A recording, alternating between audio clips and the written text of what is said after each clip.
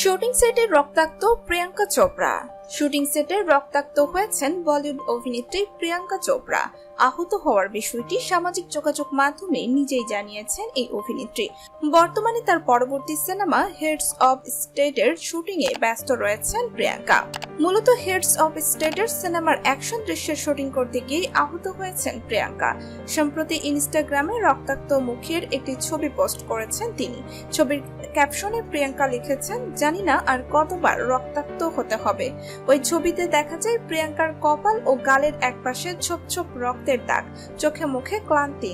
এদিকে অভিনেত্রীর এমন ছবি দেখে বেশ চমকে গেছেন তার ভক্তরা। জানা গেছে ফ্রান্সে প্রিয়াঙ্কার সঙ্গে তার মেয়ে মালতীও রয়েছে।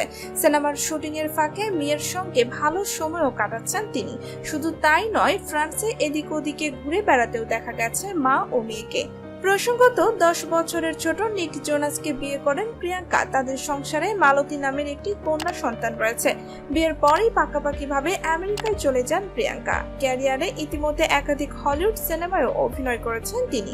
সর্বশেষ অভিনেত্রীকে কিয়ানু রিভসের দ্য ম্যাট্রিক্স রেসারেকশন সিনেমায় দেখা গেছে প্রিয়াঙ্কাকে।